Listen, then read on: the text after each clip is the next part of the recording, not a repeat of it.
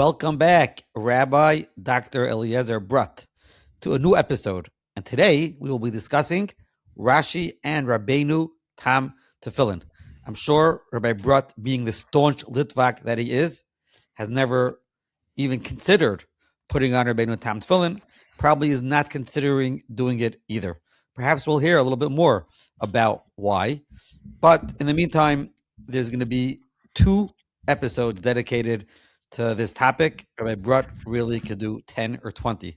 But as he always says, he'll have Rahmanis on us and try to keep it within 2 episodes. This episode is dedicated by Yitz Weinberg, honoring all the dedication that Rabbi Brut has brought to his work.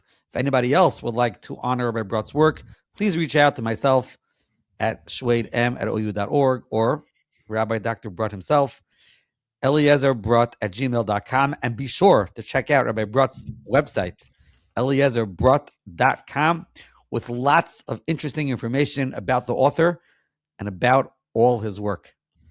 Without further ado, Rabbi Dr. Brut. Okay, so the Mitzvah Hashem, the next few episodes, we hope to talk about Rashi and Rabbeinu Tam Tefillin throughout the ages. Originally, I was going to just spend 1 episode, which would be more historical, focusing on a question that many ask is, how did this even happen? Why don't they just look in the Tefillin, see what the earlier generations did, and see how it looked? What's going on? All of a sudden, Rabbeinu Tam is coming to go against all that was done beforehand. Was that really what his kavanah was? And I was going to deal with various answers that I collected over many, many years and discussions and maybe little tangents to that. As I was preparing, I see, like always, I'm not going to be able to scratch the surface of this topic from the materials that I collected. And we'll see even how much literature that was written specifically about Tefillin Rabbeinu Tam. Luckily, I was able to find a sponsor that was willing to sponsor 1 more episode, so at least I'll have 2 episodes to deal with it. What do I hope to discuss? As follows. Some of the early Shitas, the Ga'inim, other Rishonim that talk about it. Are there other people besides Rashi and Rabbeinu Tam? You say, is there another Shita of how the Seder Parshas is supposed to be? What's the story in Shulchan Aruch? What's the role of Kabbalah, the Zayar, the Arizal, and all this?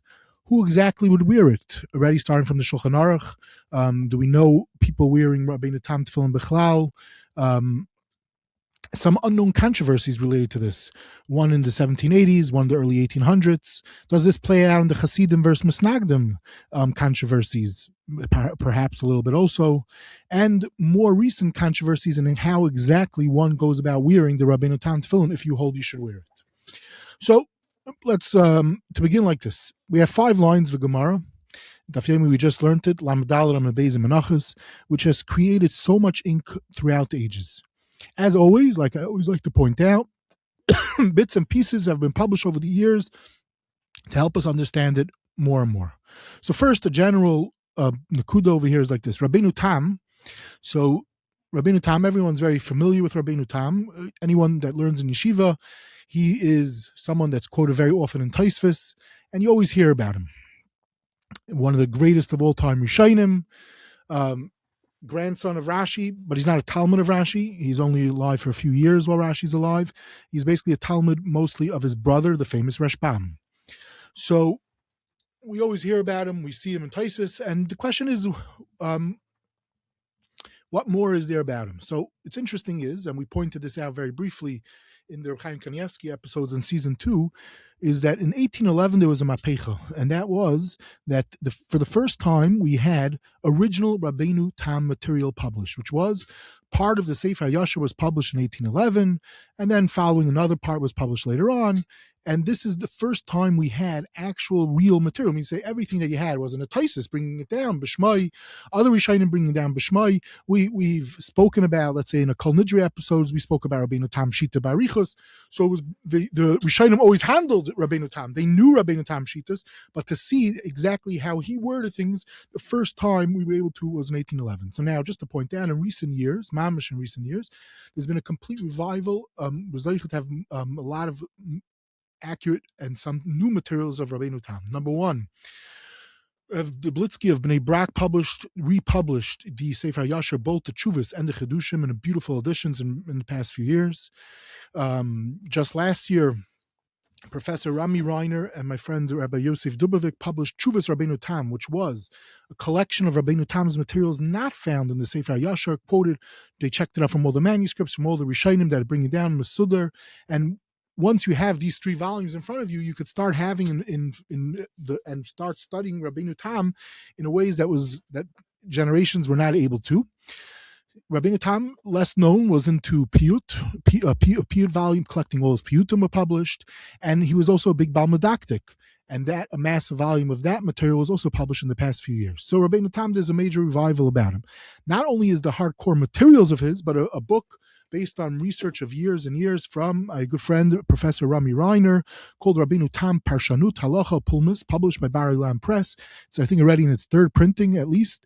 Excellent book where he goes through many, many aspects of Rabbeinu Tam's rich life, his Mahalach HaLimud, his relationship with his Talmidim, with his generation, and trying to explain what was so unique about Rabbeinu Tam. So obviously, just to throw out there a question right now is, why is it called Rabbeinu Tam Tefillin? What was it that Rabbeinu... Is it that there was no one that discusses it beforehand, and Lamaisa through the generations it remains with this name of Rabbeinu Tam Tefillin? Why was it Zeicha? Perhaps not only that, another point is that perhaps this is one of the most famous. I saw at least one place says the most famous Rabbeinu Tam, as famous as Rabbeinu Tam was, is because of the Rabbeinu Tam Tefillin. There's other big shittas of Rabbeinu Tam that are well known, but the Tefillin of Rabbeinu Tam, that's probably his most famous shita. Okay. Now, as always,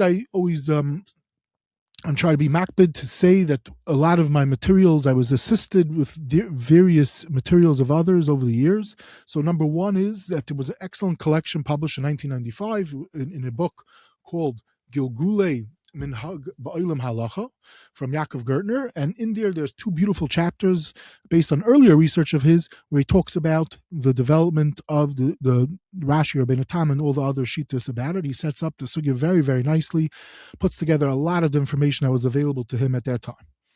That's number one. Another source to point out is a Sefer Tiferes Akadmonim, where a recent fellow has gone and collected a lot of interesting materials about Rabbeinu Tam and the other Rishonim about it. And like everything else, we live in a generation that there's whole svarim written on topics. So there's at least a few. One to mention is Yikar Toitafta. This was published from a fellow, I believe, maybe even in Lakewood, David Kaufman. This was published in a few years back, and also more recent was a Sefer Eitzet Film de Rabbeinu Tam from someone in Yerushalmi. These are works devoted to all aspects of Rabbeinu Tam Tefillin, and as I mentioned, you could spend forever on all different aspects of it. And one other thing is, it turns out there's another Sefer going back in the 60s, Seder Parshia is also a Chashav Sefer, which deals with a lot of bad aspects, mostly devoted to Tefillin Rabbeinu Tam.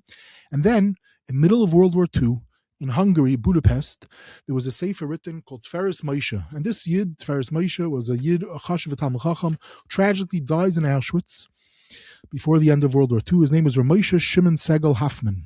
He was a Rav. He dies at the age of 35.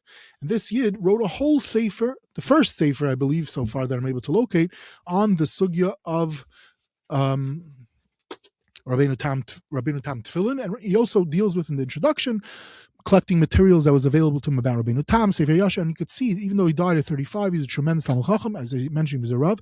His father-in-law was a Chashav Paisek who survived World War II, Rabbi Yisrael Valitz, the Divrei Yisrael, who was a big dayan in Eretz Yisrael. That was his father-in-law.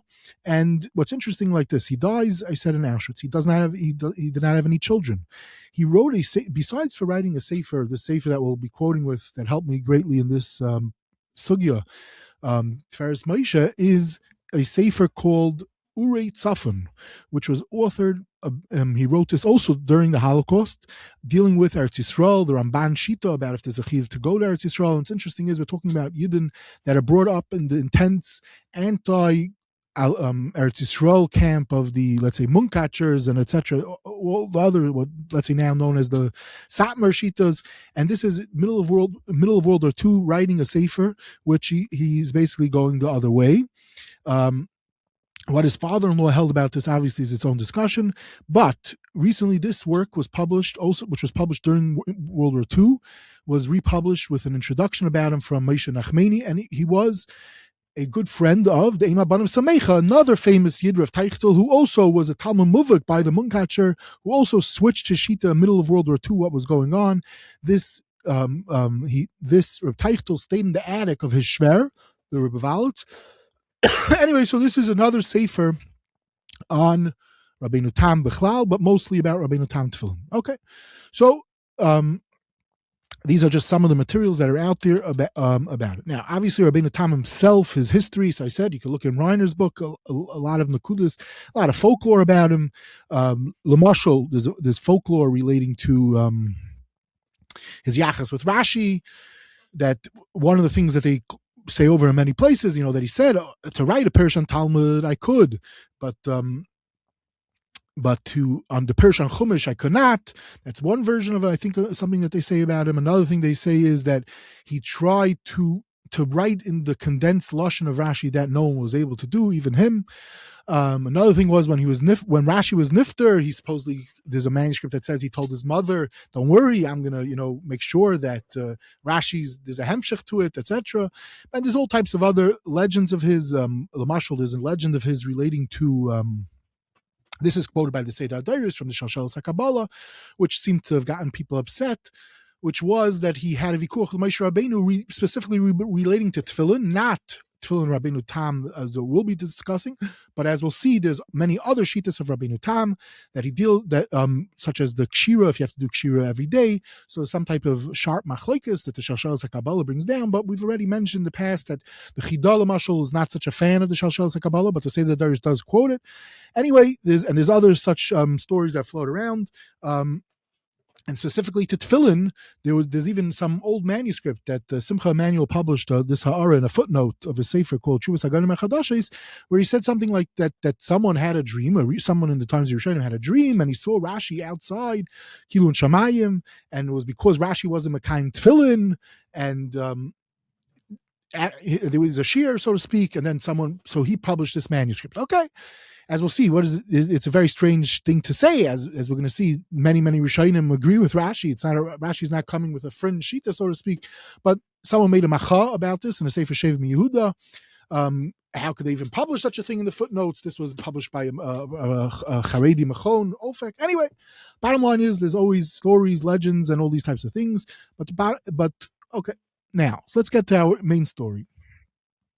So for someone that likes, as myself, who enjoys Svarim, I must confess, I collect them and love them. So this is obviously an amazing topic. And why is that? Besides for having the Gemara, which we're going to get to, we have Mekayris starting from the Mechilta. We have Masechtas Tefillin, which we devoted episodes about what that is with Chaim Kanievsky's Pirish. We have possibly a Makar in the Yerushalmi / Yerushalmi Kodshim. So that's a whole own story. The Zayar, Sefer Kana, the Arizal, these are discussions all worthy in the world of halacha. The Chuvas HaRambam with the Beis Medrash from Milonil, where some people question if it's authentic or not, plays out over here. The two editions of the Eshel, with one being possibly a forgery. Also, there's materials over here. There's a Sefer Shimush Rabbah brought down. In general, Svarim relating to Safros, Chuvas Min HaShamayim, Chuvas B'Samim Roish, archaeology, already discussed when the Rishonim deal with that of pure Tefillin found by the Kever of Yecheskel, Dead Sea Scrolls. So there's so many different side topics for a person to get lost in without even touching the main topics. Okay, so bottom line is, when you learn Gemara, Menachos, Lamadal, and Beis, there's 5 lines, and Taka, these lines are very cryptic. It says, Tana Rabbanan, Kesa Sidron, Kadishli, V'hayikiviyacha, Miyamin, Shma V'yam Shamayim Yismo. V'atanya Ipcha, there's another Beis, Amar Rabbi, L'kasha Kam Yamina Shal Kaira, Kam Yamina Shal Meniach, V'kaira Kaira Kesidron. Okay, so now just on these words, so right away Rashi has Richos more than the Gemara, which is not so common, but it is common enough. And then we have this long Taisus. Taisvis, uncharacteristically, brings Mekayris that he does not always bring. He brings a Reb Haigain, a Reb Yosef Elam, a Reb Chainu Chananel, Shimush Rabbah, and a Mechilta.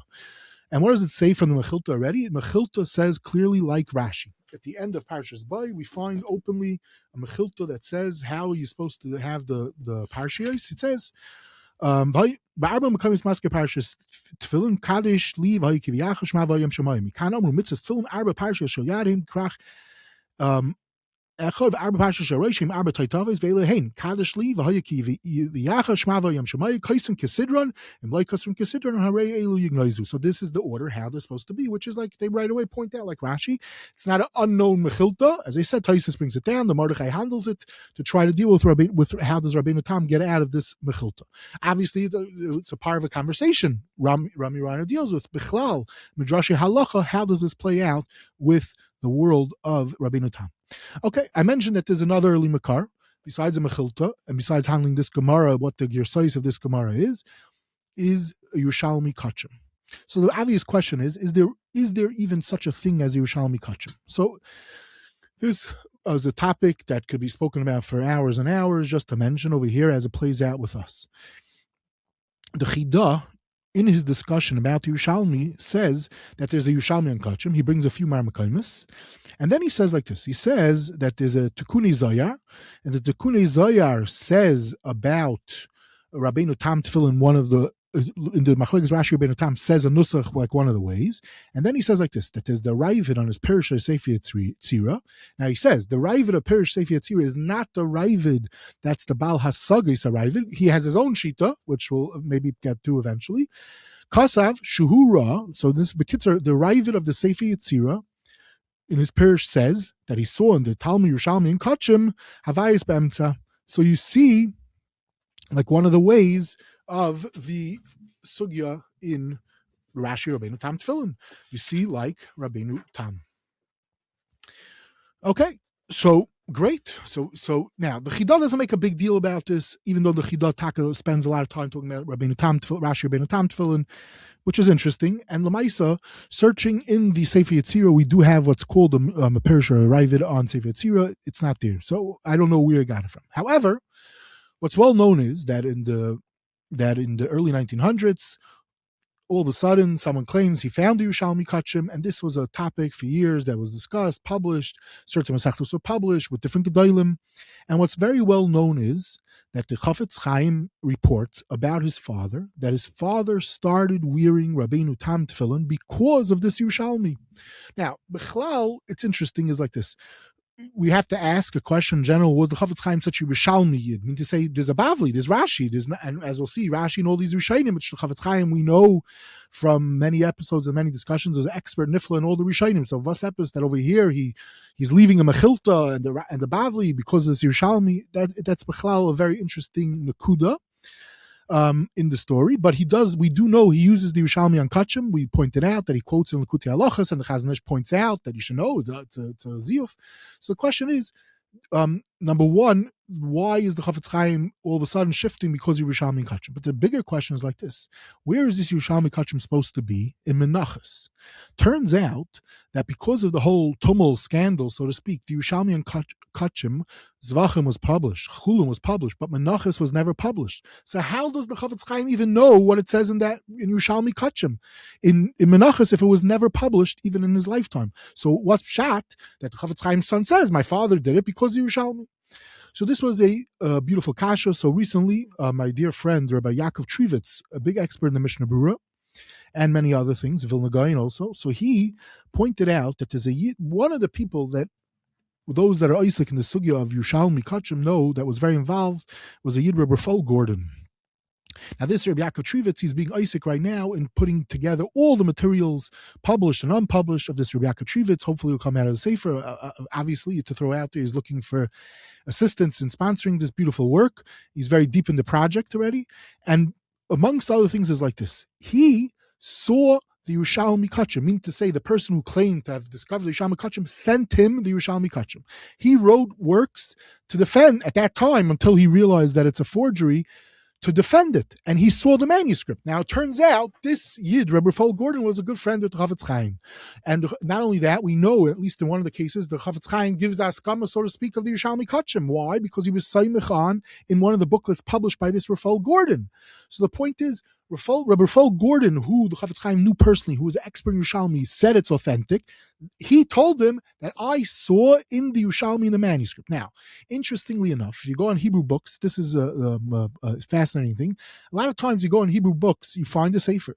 On Hebrew books, they have the Yerushalmi Kodshim, but they had the copy of Rabbi Rafal Gordon. So you could see his notes on the side. There, Rabbi Rafal Gordon writes that I saw the Yerushalmi in Menachos, and it says this and this. So that's how the Chofetz Chaim knew this, and that's the answer to the question. This is just a fascinating piece of material that my friend gave me, this scoop over here that was no one realized the scoop as far as I know of, as far as he knows, about how the Chofetz Chaim knew that. But this deals with the Yerushalmi on Kodshim about it. Now, the bottom line is, at the end of the day, it was proven to be a forgery. So there's no raya from the Yerushalmi Kodshim why the Chofetz Chaim kept on wearing it, and is there other aspects, other terutzim about it? So there is, and as I said, there's other svarim that deal with Rabbeinu Tam film. They bring all different interesting mahalchim, things that people heard from the Chofetz Chaim about it. Okay, but we're not going into that now. Now, fast forward. So we already have Rashi and we have Rabbeinu Tam. Okay, great. So right away, many times I say, what do? You learn the Gemara. Before cracking all the Rishonim, you look at the Beis Yosef a little bit. So the Beis Yosef over here brings down the Tiferes, Rashi, the Tiferes, the Rosh, the Mordechai, brings them down by Arichos, he handles it. He brings you down the Smag, the Smak, the Truma, fine.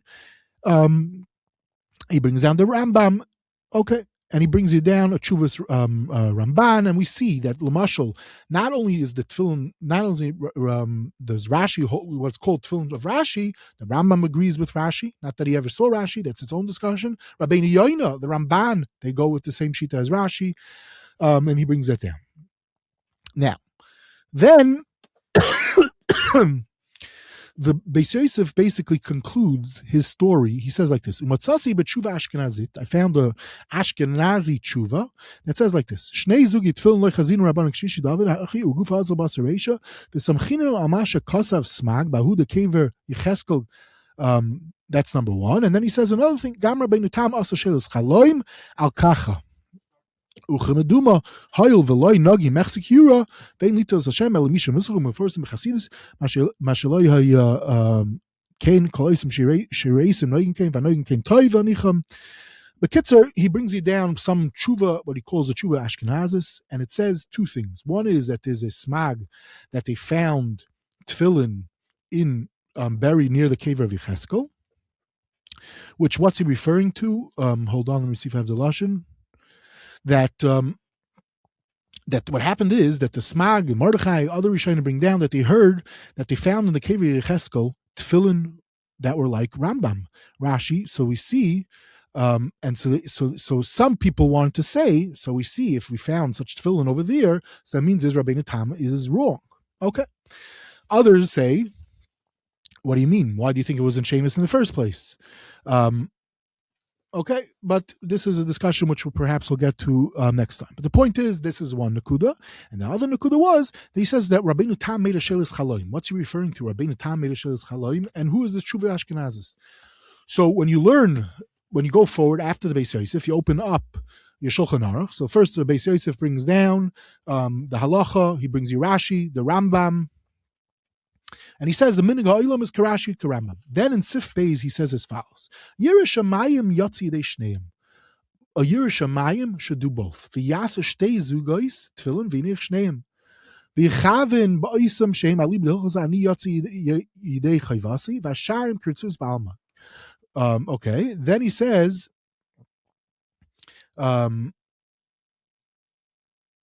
if you can't do both, you should do one and then do the other. Okay. So now, what was the reason for this? Is because of this Tshuva Ashkenazis. So here we see the Beis Yosef of Svarad going like Tshuva Ashkenazis. So who's the Tshuva Ashkenazis? So already the Ramah points to you, it's a Maharil. Something I pointed out in the past, the Beis Yosef did not have the Maharil, but he had certain Tshuvas of the Maharil, I don't even know if he knew that they were from the Maharil, but he calls them always Tshuva Ashkenazis, and this has been proven many times in Shulchan Aruch when he's referring to it. So what's interesting is the Beis Yosef is going with the Ashkenazi Messiah. Now, what's Ashkenazi Messiah as far as the Maharil is concerned?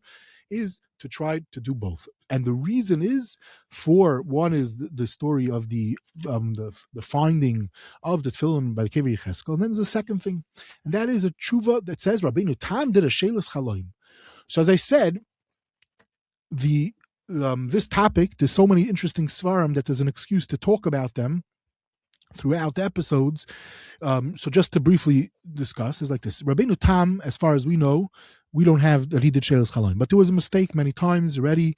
People thought that Rabbeinu Tam did do Sheilus Chaloim, and the reason is because there was a work from the Rishonim published called Sheilus and Teshuvos Min HaShamayim from Rabbeinu Yaakov Mimorish, and the abbreviation, and sometimes it gets confused in different svarim, and they thought it was Rabbeinu. There were many people that thought it was Rabbeinu Tam, and so too you see from the way the Maharil bringing it down might have thought like that. Beis Yosef also might have thought like that. That Rabbeinu Tam, not only is he saying the shita, I have a makar for my shita, that is a Sheilus Chaloim, but we have the Sheilus Chaloim, and it's like this. I'll say there are parshios. He asked like this: Ana Hamelech Hagol Hagibor Vanoira Chacham Rozim Megal Nestoris Magen Nalamois Shomer Abris VaChesed Hagol No Chazdecha Imenu Hayom V'Tzivel Malachim Akdoshim Lo Yedienu. Tell your malachim to tell me Eisa Shnestap Praktnu B'Seder Parsha Shel Tefillin. What's going on? Ki Yesh Me'ach Chachamim Havayis Be'emtza. The Vahayis are in the middle, like Rabbeinu Tam V'Michlef Tzulos. V'Yesh Me'ach Chachamim Kisidram V'Michlef Tzulos. V'Ata Melech Malachim. Tzivel malachim kakloishim loidieni halacha kedivrei mi v'divrei mi ata mechaviv. Who do you, Hakadosh Baruch Hu, like? Tell you malachim to instruct me. Obviously, we could discuss for a long time how did Tiferes Moshe work. Basically, what did he do? Now, what he records is that he got an answer. What's the answer? Elu ve'elu divrei likim Chaim. Ukemachloikes lamata, kach machloikes lamayla. Hakadosh Baruch Hu amar havayis be'emtza, like Rabbeinu Tam. The kol pamali shamayla amar havayis kesidron, like Rashi. V'ushadiber Hashem bekroivi akadosh apnei kol ha'am mechaber v'zekvoi debiyos parshas malchus shamayim tchila.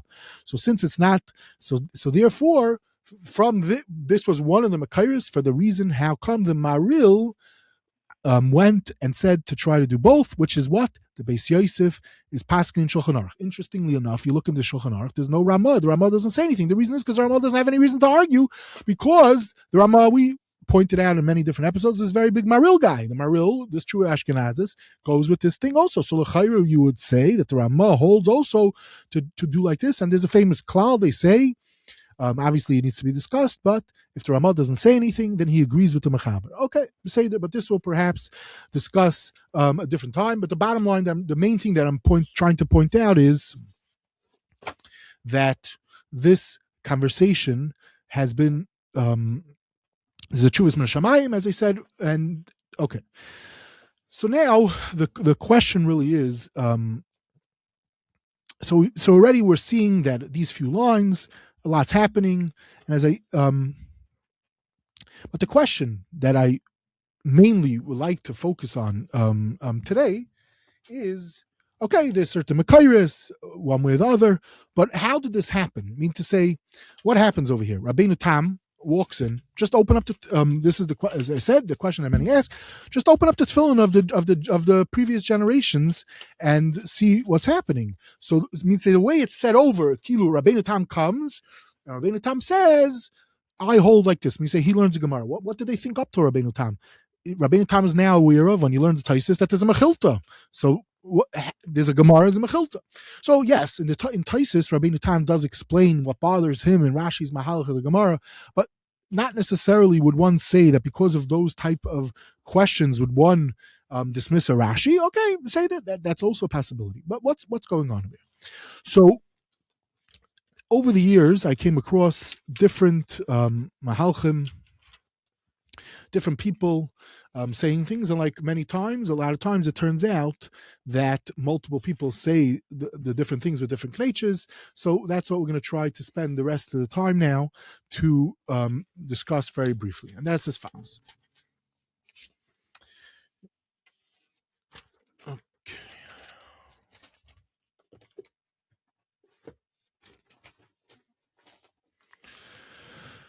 Okay, so Mahalach number one in this story is like this.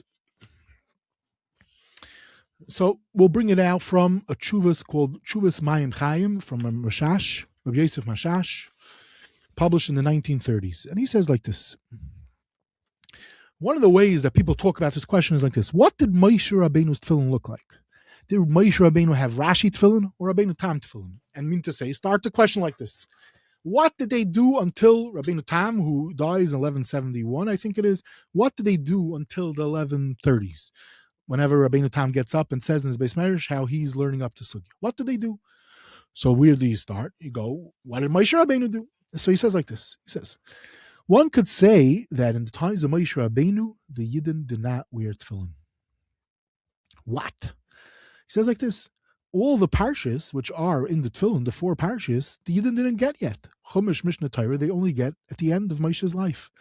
So now all the years in the Midbar were the Yidden wearing tefillin of Rashi or Rabbeinu Tam. He suggests, no, they were not. What happens? Because it was missing 2 parshas. So now, what happens? When do they get it? Mamish at the end. Then he says like this: all the halachas at tefillin were so much, as we'll elaborate a little bit soon, and there was a lot happening at that time. And then there was the May Evil of Moshe Rabbeinu, where they're rushing now. They have to do a mass. Finally, now they could do parshas. They could write tefillin because they have all the Daled parshas. So they have to write tefillin for thousands and thousands of yidden in a short period of time. So we know, steht in Gemara, that 3,000 halachas were forgotten by Me'av Eshel Moshe, steht in Gemara Tmura, elsewhere. So that right away it became machlokes, which is the right way that Moshe Rabbeinu said, Rashi or Rabbeinu Tam tefillin. You say there was a mass bahala, such a thing. So you say, okay, this sounds very creative. But did the Yidden wear tefillin in the Midbar? And he's raising an interesting point. So none other, you don't have to go so far. There's the Gewaldike Beis Elikim from the Mabit says as a davar pashut in Shar HaYesoidis Perek Lamed Zayin, when he talks about what the Yidden did in the Midbar, he says as a davar pashut, they did not wear tefillin. Lo yinichu tefillin. And it's an interesting chapter, very important chapter to read Bechlal. And this is obviously a great conversation to discuss. When did the Yidden start being Mekayim all the mitzvahs? When did they get all the mitzvahs? But the Mabit says beforish that Taka did not wear tefillin when they were in the Midbar. So there's already some makam for what this Yid is tining in this Chuvas Mayim Chaim. Interestingly enough, this was saying it for you, Ramesha, over here is like this. The Kloisenberger Rebbe has more than one tshuva about this in the Divrei Yatziv. So in the Divrei Yatziv, he brings down a Kabbalah from the Sons of Rav that what did they wear in the Midbar? They were on such a high madrega, they dafka wore Rabbeinu Tam tefillin. They didn't wear Rashi tefillin. And then he has a Gewaldike Shtickle Torah to explain they couldn't wear Rashi tefillin, partially to do with this type of taina, because what was the parshas that they had. So he shows in Siman Hay in the Lakutim a whole cheshbon, Gewaldike cheshbon, his type of gainistic of mahalach with pilpul and everything based on the Gemara in Gittin, to say that they wore Rabbeinu Tam tefillin. And then he has another tshuva about this where he says the same nekuda, where the Sons of Rav was asked what tefillin did they wear. Says they wore Rabbeinu Tam tefillin. Okay, so here you have end of the conversation. What tefillin did they wear? Now we have a Messiah that they did wear tefillin, and they wore Rabbeinu Tam tefillin. Okay. Like everything, there's huge discussion, lots of Makairis about this. The beautiful Sefer Magidim Chadashim in the volume on Devarim, he has a nice arichos, he collects a lot of the materials about it, and that's its own shear to the Yidden Taka weir tefillin in the Midbar, and how it plays out with over here. But this is one, so to speak, I would call more acute mahalach relating to our sugya. But Lamaisa, is there anything else, any other mahalchim that one could say, suggest for this complicated story? And the answer is like this. Hold on, I just apologize. As usual, too many papers floating around. Okay, so there's many ways to get to this nakuda, and it's as follows.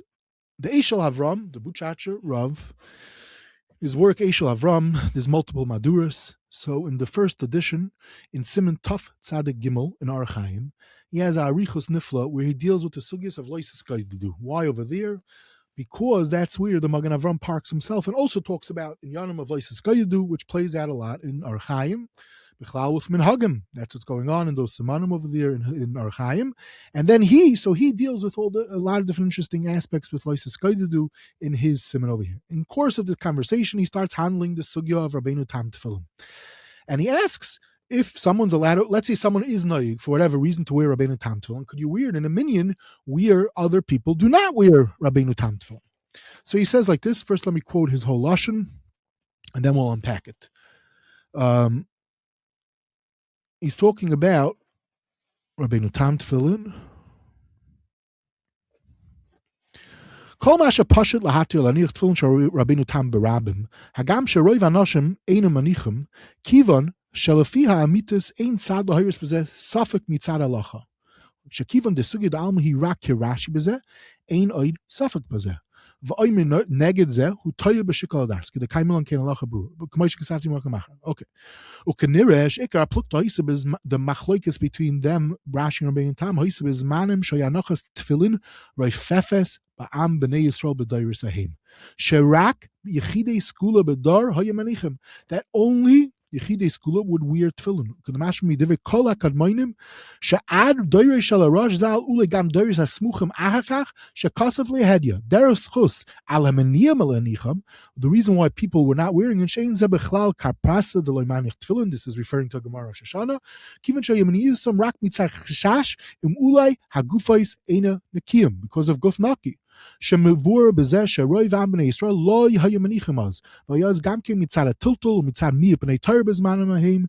They were not so learned and all other things. Gam ulay mitzadei shepersha Gemara tefillin tzrichen Guf Naki ukemoi shekasafti makam acher mashenk b'dor shakol b'nei ador manichem b'chol yoyim hachiv b'anacha v'kol manichem shel Rashi sheish b'zeh achrog mura al pi sugi d'ama umemela kol manichem gam shel Rabbeinu Tam yadua aleim la'roitzim lo'idiyah l'nachan shein oising yirak mitzad etzem chachmei kabbalah shekasu sheish b'tefillin Rabbeinu Tam kavanos kavanos v'kivin shemuter l'kulam alonicha kam l'parsha sheyirtza kol shein derech toisefes ala mitzvah.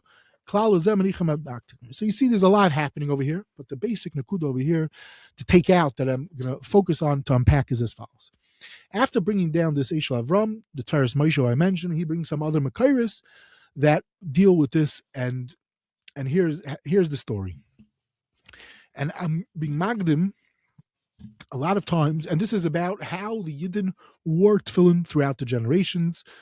Now, I'm going to be magdim like this. A lot of times one could find in different literature, if you expose yourself and you read different literature, so sometimes people take something and then they run with it and they run very far, way too far, not focused on reality. And you have other people rooted in the sources here. No one ever was chayshish. Eshel Avraham was known as a tremendous Yerushalmi, a Hasidic Yid at certain points in his life, a guy in Olam. And he says it, but we're going to see that other people say it, but we'll see that some problematic people say it and they go too far with this nakuda. It's like this. Yes, you're supposed to wear tefillin. There's a big kasha. Let's say today someone goes to the old city in Yerushalmi. Many times you might see some guy walking in the middle of the day with tefillin. You walk in Yerushalmi, it's even not unusual to see someone in the middle of the day wearing tefillin. So you'll point out, oh, he's a Zilberman guy.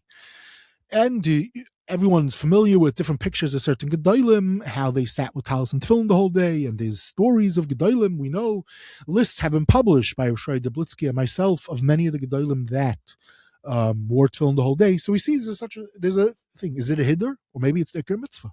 If you learn the psukim and the pashtus of the halacha, it sounds like really you're supposed to wear tefillin the whole day. Okay, Lamaisa is a huge sugya. Just to mention, the Rambam, when he's talking about it, he says like this: Kedushas tefillin, kedushas and gedolah shekol zman tefillin b'roishes shel adam. He's it has an effect on him. He's not going to be mahar machshavas rois. Ufikach tzarich adam l'shtadel liyoisen alav kol hayom shemitzvasan kachi. That's the Iker mitzvah. Amar alav al Rav Talmidish Rabbeinu Kaddish shekol yomav leiro shalach arba amas b'lei Torah ay b'lei tzitzis ay b'lei tefillin. He had a murder kamidus chasidus. He was always seen with these items. Okay, what the makar of that Rambam and that story is something I dealt with many years ago in my Sefer Ben Kesel Asar. We're not going to go into that now, but then the Rambam continues and says, more importantly is during davening. And then it says, I'm going to call a Kairo Kishma, but like Tefillin Kilo made Ede Sheker, Kol Shein Minich Tefillin Over B'Shmeina Esei, Sharei Ba'arba Parsha Tziva Al Tefillin Shal Roish V'Shal Tefillin, B'Chol HaRaga B'Tefillin Meirich Yom Shneim Hashem Aleim Yichyu. Okay, so on one hand, you should do it. It's different than other mitzvahs. We see from this Rambam, and there's obviously a lot happening in this Rambam, and we could discuss all different nakudas about it, and that's why everyone knows. In the various Gemaras we find, could you wear it when you're sleeping, when you're eating, or what do you do when you go to the bathroom? Why? Why is that found in all the different Gemaras when you learn over Sukkah Shabbos? Because that was the Iker mitzvah, and it seems, at least for a long time, that's what people were knowing. Fast forward, all of a sudden, so I said, today, people wear their Gedolim and the Zilberman Hasidim relating to the Beis of the Gra, that wear it the whole day, but most people don't. What happened? And the question really is, was anything that triggered it? So the answer is, based on a very important Gemara in Shabbos, Kuf Lamed Amud Aleph, and part of it's brought in Daf Mem Tes Amud Aleph, that changes up the story a little bit. We're not going to obviously go into all the details of this Gemara, but just the mentions like this. Number one, it says, Reb Shimon ben Elazar Omer Kol Mitzvah Shemasu Yisrael Atzman Alein Lamisa B'Shas Gzeres HaMalchus Kegoin Avos Chacham Mila Adayin Hu Muchsekes B'Yadam. We find that it's Adayin that they are observant. Kol Mitzvah Shaloi Masu Yisrael Atzman Alein Lamisa B'Shas Gzeres HaMalchus. When there was a Gzeres HaMalchus Kegoin Tefillin, Adayin Hu Merupa B'Yadam. So there's some type of blame, means say there was an excuse, a legitimate excuse that the Goyim made a Gzeira against Tefillin. And why Tefillin, Rabbi Magos mentions about it, and there's a lot of other things, because it was a very important thing of identification, the ice of Klal Yisrael. So there was such a thing, but that, for some reason, Klal Yisrael was not so careful as opposed to Mila, which they were Ma'aseh Nefesh, etc. Now, then there's another Gemara right over there. Yana Tefillin Tzrichen Guf Naki, Kalisha Bal Knafayim Mai Amar Bai Shlo Yapach Bem Ravam Shlo Yishim Bem. To be careful not to pass gas or not to sleep with them.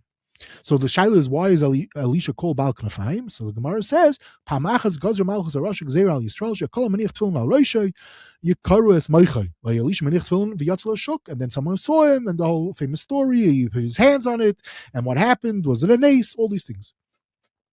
So interesting, of course, like I always have to point out, a whole sefer was written just to discuss Elisha Bal Knafayim, the Gemara, and all tag shabbatag of the Gemara of that aspect. Now, but the bottom line is, we see at some point Yidden were not as nizar because of mitzvah. Now it's already, the Gemara is linking it to the Romans. It seems there was a decree against Yidden wearing it, and they did not sacrifice themselves to it. Now this caused, state in the Gemara, a lasting effect that even when it was not time of a Gzeira, Yidden became lax in it. Okay, 1 minute. Now what's another nakuda? It has to do with Guf Naki, which the Gemara is throwing this out. Now, to connect all the conclusions and all the aspects is beyond the time, but what's clear from various Rishonim is that what happened is Guf Naki is very important with Tefillin. We know the stories of certain Gedolim that were so makbid about Guf Naki, so they wore Tefillin very little because some Gedolim, they had even stomach problems. Okay. But on the other hand, it's not a heter to avoid wearing Tefillin. It's because be'etzem, you're supposed to wear it the whole day. At least, as the Rambam says, at least for davening and Kriya Shema. But Guf Naki, most people are able to observe Guf Naki in that short period of time. So, Lamaisa, Lamashal, there's a Torah. The Torah says, Mitzvason, it should be on you the whole day. But Mitzvah should tzrichen Guf Naki, so and not everyone could be nizar. So that was the heter not to wear it the whole day. But he says, L'chol pachos you should wear Kriya Shema and Tefillah. Okay. So now we see what's happening is Guf Naki stopped, caused that it went from the Iker real mitzvah, which is to wear it the whole day, to not wearing it as much. So what happened is, slowly, people coming from a good place, because tefillin requires such kedusha, so people got so nervous, so they stopped wearing it at all. I mean, say there was a gzeira, the Romans, that was a period of time going on, and maybe there were other times that there were gzeiras against wearing tefillin, but the main nakuda was that since there's a halacha that you have to wear tefillin, be very careful how your guf is, guf naki, which actually plays down the sugya of nashim, if nashim could wear tefillin or not, a whole big tumul, ariyim, halacha lamaisa in the crazy world that we live. But even early on, Guf Naki played out that even though the halacha really is you're supposed to be wearing the whole day, that people started saying, I have to be machmer. I'm nervous. I'm honestly very nervous about it. This is what the Gemara is saying. This is what the Rishonim are pointing out. There's a cryptic Gemara, Lamashal and Shabbos, in the beginning, in Daf Yugimel and Maharil on Beis. A Talmid Chacham dies young, and his wife takes around his tefillin to the various Batim Midrashim, asking, Vas epis, my husband died. So the shaila is, what's she doing? Showing his tefillin? Why is she bringing around this tefillin? So some people point out the answer is to show he was such a tzaddik, he was taka wearing tefillin the whole time. Not everyone was wearing tefillin. Okay. Now, there's obviously many more Gemaras, Rishonim about this, but just to focus on two nakudas over here. One is that there's a Meiri. He says, when he talks about the Yerushalmi, and then he says, you have to have Guf Naki, that one should only wear them after one does tshuva. And then he says that some only wore tefillin, this is the Meiri talking, during Aseres Yimei tshuva, because that is a time of tshuva. V'adavar nachem be'inai. A fascinating statement. The Meiri says it more than once. Further on, we have in the incredible work Shibali Aleket. So he also is mafalpal in the sugya varichos about the tefillin. So now, here's the nakudas, and this is how we'll put it all together. The Buchacher, and as I said, the Tiferes Moshe builds off this, and others, such as Rabbi Yaakov Reifman, there were throughout times of Klal Yisrael that they were negligent in tefillin, and it started from a good place because it had to do with Guf Naki. But a lot of times when someone's too machmir, it ends up playing into that they start to be negligent more and more. There was a tremendous Yid, Reb Nachman Greenspan, he wrote a lot about this. Barichos Dvarim Neflaim, published in recent years. He published it first as in articles, then eventually in a sefer called Mishpat Amaretz. Eventually it's put out in the 2-volume work from Mechon Yerushalmi called Menachos Machshavas. Highly recommend this tremendous Yid from before the war in London, a guy in Olam. He puts together this whole sugya beautifully, goes through all the Rishonim handling how Guf Naki was the trigger, so to speak, and eventually, more and more throughout the years, he bringing tshuvas of Gainim. We see that they didn't wear tefillin, referring to, let's say, the Tiferes Moshe that I quoted. There's a Tiferes Moshe that also shows many people were not wearing tefillin. Also, part of the reason had to do with the sugya of Guf Naki. Now, there's a famous passage that everyone likes to quote in the sugya, is the smak. Moshe Kusi traveled through parts of Spain between the years 1236 and 1239. He describes the following in his drashas that he gave. In 1236, I was in Spain to give them Musar, and many deeply did tshuva. Tens of thousands started to wear tefillin, mezuzahs, and tzitzis. Then he went elsewhere, and they listened to me, and then he ends up publishing a work about it. So we see, what's interesting over here is that he also is, that again we're seeing in the year, let's say in 1236, there's many Mekayris that collected. Greenspan Marshall collects a few. There's others about this. That basically so what's happening over here is it's sometimes has to do with Xeris and also has to do with the Guf Naki. So now what happens is, bottom line is, less and less people are wearing tefillin properly. So what that helps us, our cause, is that they couldn't go open up the tefillin. The tefillin it was scandalous what was actually happening in tefillin. They couldn't just go open up whatever tefillin they had in front of them, because many people did not have tefillin. It was a very, very big problem about tefillin. People were taka being nichshol. This is mavur from many different makayos in the Teshuvos Hagoyim. Now, does it mean everyone? No, chas v'shalom, not to say such a thing on all of Klal Yisrael. And we're talking about many years, a very, very long period of time. And some years we don't have documentations, but we do see that there was a major rifyon for centuries about the tefillin. Now, so therefore, they couldn't just go, okay, I'm going to open up the tefillin and we'll see. Is it like Rashi? Is it like Rabbeinu Tam? Now, obviously, there's much more to the story, which we'll get to next week. But now, it goes like this. So they have the tefillin, they can't open up the tefillin. This is what I'm claiming from these sources. So, but it's even more than that. On one hand, there's a famous Rambam. The Rambam says in Menachos, actually, that there's no mishnayos for tefillin. He says, why not? He says, adine tzitzis tefillin mezuzos. Why is there no such chibur for them? Is because everyone knows them, mefursim. So you don't need a sefer for it. Davening also, there's no seder davening. You find the mishnayos, no, it assumes you know it, and then there's certain halachas about it. But tefillin, tzitzis, mezuzos, there's nothing about it. So people handle what's going on, and Rabbi Yaakov Shur, Lamashal, writes, he doesn't understand this Rambam. You start learning, Daf Yomi just learned the blot of Hilchos Tefillin. It's intense. It's so many different halachas. Others, they don't understand this Rambam. So the Rabbi Yaakov Shur, he points out, he says, what are you talking about? It's unbelievable how complex it is. The Chofetz Chaim, the son, writes about the Mishnah Brura, and in the Hagdama of the Mishnah Brura, the Chofetz Chaim himself writes this, how he spent so much time learning Hilchos Tefillin. Learning Hilchos Tefillin is endless. There's so much happening, how to write them, how to write the letters. There's so many details. It relates to Sefer Torah, Mezuzah. As I was learning the sugyas and learning the halacha and everything, it's like endless how much detail it has to be. And it's one of the most shverest sugyas in all of our Chaim is the stam, and we see how it is like this.